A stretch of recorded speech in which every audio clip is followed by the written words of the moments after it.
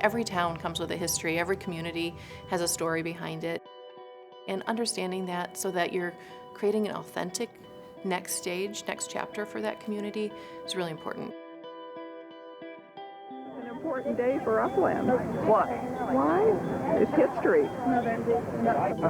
So we're excited that some of our old history is coming back to Upland.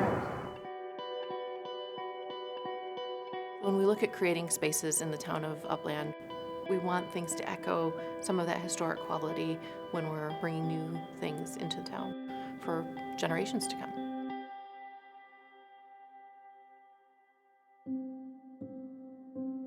In talking about Upland history, I think we can put it very succinctly. We have gone from steam to STEM. We started with steam engines that brought commerce to Upland.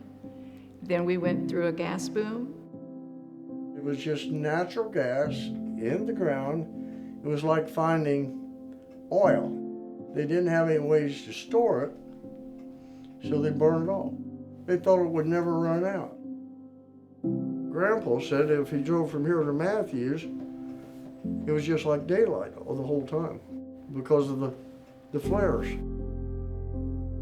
Upland increased exponentially in population. That caused a lot of factories to be built, hotels, accommodations, restaurants.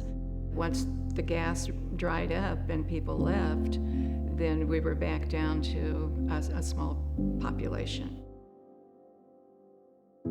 Main Street growing up was a hustling, bustling little village.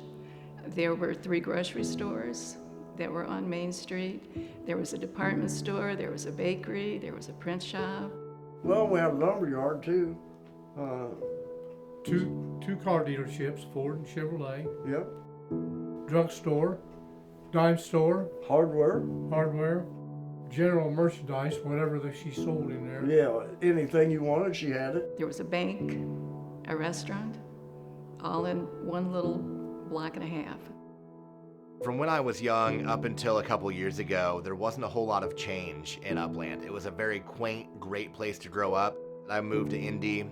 That's where we had our kids down there, and we were very happy to be able to bring them back to the quiet, peaceful town.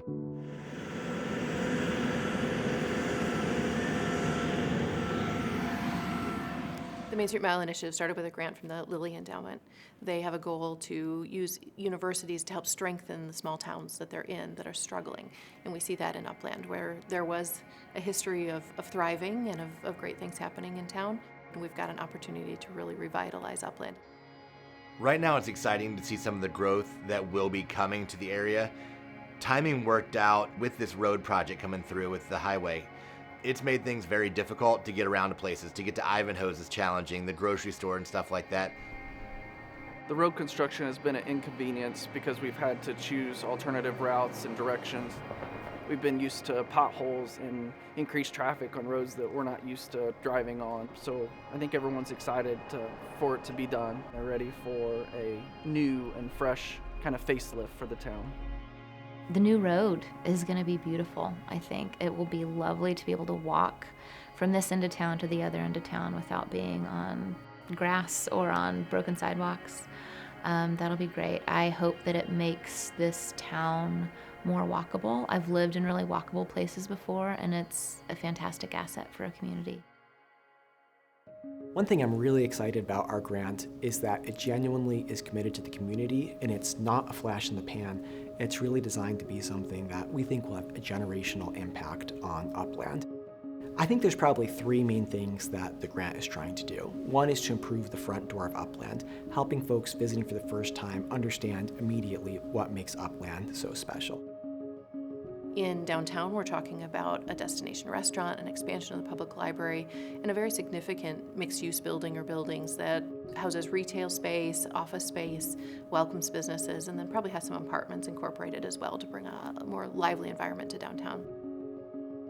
Second, there's just a real lack of housing here in Upland, so we'd like to play a role in developing many different kinds of housing opportunities that would work for different kinds of families, different budgets, but would allow them to come here to Upland. We move toward campus and we look at developing a hospitality node. We're a boutique collegiate inn directly across from campus. That'll also include guest cottages that'll function like Airbnbs, and a 55-plus community or an active adult community where people can be welcome to engage with campus. And third, we really want to help the businesses that are already in Upland and ones that want to come to Upland to thrive. And I want to help grow our local economy.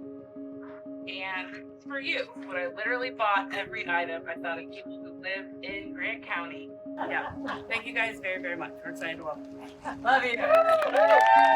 One of our goals at Near Space and the projects that we're doing downtown is really honor our past, but also look to the future. And so Near Space is partnered with a lot of local leaders and previous building owners to see how can we revitalize these buildings. One that we're in right now that we're redeveloping and want to reopen to the public next year. It'll be used for a maker space where students can learn how to make advanced technologies in buildings that are over 100 years old. Any of us could imagine, for us personally, what would our perfect plan have been, but I don't think there's going to be any plan that's perfect for every single person. So we really tried to think about what would genuinely bless, honor, and please the largest number of people, and I'm sure there's things we didn't get exactly right in our work, but I think it's really good, and I'm really excited to see how the Lord will honor the contributions of many, many Upland residents over many years who dreamed of these ideas a long time ago, and that finally, I think, could come to fruition through the generosity of the endowment.